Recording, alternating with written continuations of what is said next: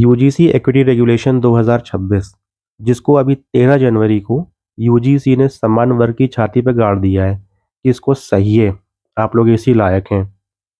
या तो इसे आप ऐसा कह सकते हैं, जिसे मोदी सरकार ने समान वर्ग की पीठ में घोंप दिया है कि आप लोग इसी लायक हैं, क्योंकि इन्हें ये लगने लगा है जो सामान्य वर्ग है ना, ये बंधुआ गुलाम है इनका। क्योंकि इनके दिमाग में शायद कहीं ये चीज़ बैठ गई है कि ये लोग जाएँगे कहाँ? क्या विकल्प है इनके पास? ये सोच इनके अंदर डेवलप हो गई है। और ऐसा क्यों कहा जा रहा है? क्योंकि आप इनके नेताओं की अगर बातें सुने, तो उसमें अहंकार का भाव स्पष्ट दिखने लगा है। उदाहरण, जेपी नड्डा मंच से खड़े होके स्पष्ट चिल्लाकर बोलते हैं कि आरक्षण कभी ना कोई खत्म कर पाया है और ना हम कभी खत्म करने देंगे। सेम चीज़ अमित शाह चिल्लाते हैं माइक से। नित्यानंद राय जब उनसे पत्रकार पूछते हैं कि यूजीसी पे जो सामान्य वर्ग है वो आक्रोशित हो रहा है, तो वो मुस्कुराते हैं और हर हर महादेव के नारे लगाकर आगे बढ़ जाते हैं। नित्यानंद राय के पीछे जो भीड़ खड़ी होती है, अगर आप उन्हें देखें तो उनके चेहरों पे जो मुस्कुराहट होती है ना, वो एक वो मुस्कुराहट थी कि लो मुँह दिया तेरे सामान्य वर्ग पे। वो वो वाली मुस्कुराहट थी। तो सामान्य वर्ग एक ऐसा इनका अभेद्य कवच बन गया था, जिसके अंदर बैठ के इनको इस बात का अहंकार हो गया था कि हम कुछ भी करेंगे, हम कुछ भी अनर्गल चीज़ें समानता और ढिमकाना के नाम पे लाते रहेंगे और सामान्य वर्ग उसको झेलता रहेगा।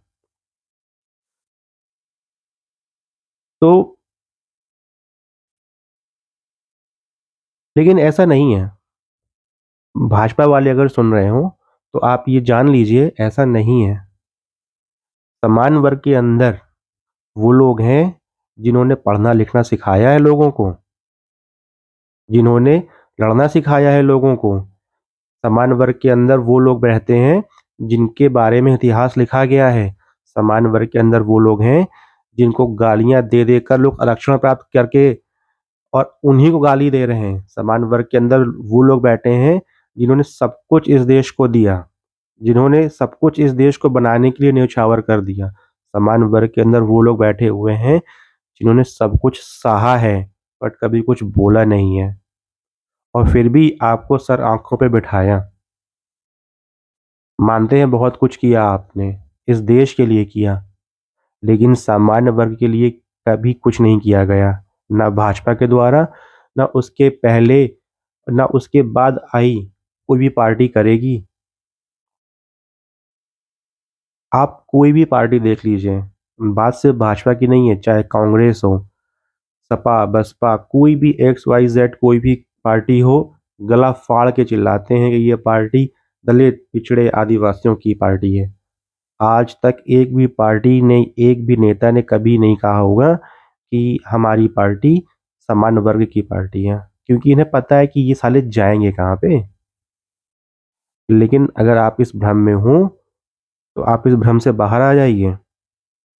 बोलने के लिए बहुत कुछ है, बोलने पे आ गए तो मैं बता दूँ आपको, अगर बोलने पे आ गए तो आपके धागे खोल दिए जाएँगे, आपके धागे रेशे में कन्वर्ट कर दिए जाएँगे और वो रेशे हवा में उड़ जाएँगे।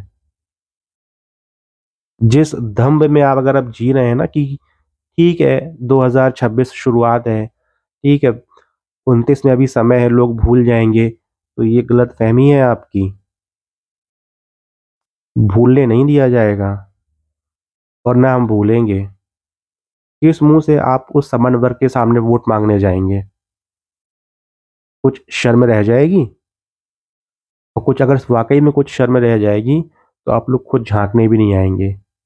उस दिन से एक भी ऐसा कोई बड़ा नेता, प्रवक्ता नहीं है, जिसने आकर ये बोला हो कि ठीक है, इस पे हम ध्यान देंगे, इसको रोल बैक करेंगे, इसको सुधार करेंगे।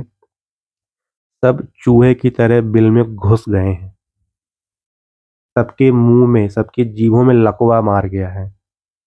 जिनके लकवा नहीं मारा है, उनके मुँह में दही जमी है। तो आप ये सोच लीजिए कि भूलेंगे नहीं। अगर हम में आपको वहाँ पहुँचाने की ताकत है, तो आपको घसीट कर नीचे लाने की भी ताकत है। और जो लोग ये बोल रहे हैं 10% ईडब्ल्यूएस भी तो दिया है, तो तुम्हारा ईडब्ल्यूएस बहुत कुछ ही लोग उसको यूज़ करते होंगे। मैंने तो आज तक यूज़ नहीं किया और ना मैं अपने परिवार में किसी को करने देता हूँ, किसी की दी हुई भीख। और अगर तुम्हें लगता है कि हाँ, हमने ही तो दिया है तो अपनी भीख तुम वापस ले लो, जिसको आवश्यकता हो उसको दे दो।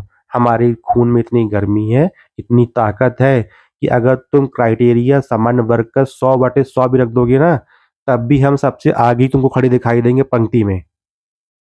और अगर तुम अदर लोगों के लिए 1/100 भी कर दोगे, तब भी वो हमसे आगे नहीं निकल पाएँगे। इसका अहंकार कह लो चाहे घमंड कह लो।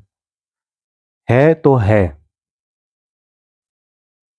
तो ये सारी बातें एक तरफ, और जो सही चीज़ है कि देखिए मोदी जी और देखो भाजपा के लोगों, मुंह से मेरी गाली निकलने वाली थी पर मैंने रोक लिया उसको क्योंकि मैं इतने क्रोध में हूँ। ठीक है, तो ये है कि अभी समय है, अभी बातें इतनी नहीं बिगड़ी हैं, अभी समय है, आप संभल जाइए। क्योंकि देखिए, हम तो चलो ठीक है कि हम डेली इसमें जुड़े हैं, पढ़ते हैं, 2-4 दिन बाद चीज़ों को क्रिटिकली एनालाइज़ करके समझ लेंगे कि हाँ, कि ठीक है, इसको ठीक किया गया है और अब हम इसको जो है वापस उसी ढर्रे पे आ जाएँगे। लेकिन जो गाँव देहात में रहने वाले वो लोग, जिनके जिनको वो समझ नहीं है, जो अंडरस्टैंडिंग नहीं है, अगर उनके दिमागों में ये चीज़ परकोलेट हो गई, तो फिर आप चाहे तेल लगा के खड़े हो जाइए, वोट तो आपको नहीं मिलेगा। और मैं बाकी लोगों से ये निवेदन करूँगा कि इन घोड़ों को सबक सिखाने के चक्कर में गधों को मत चुन लेना। हर हर महादेव।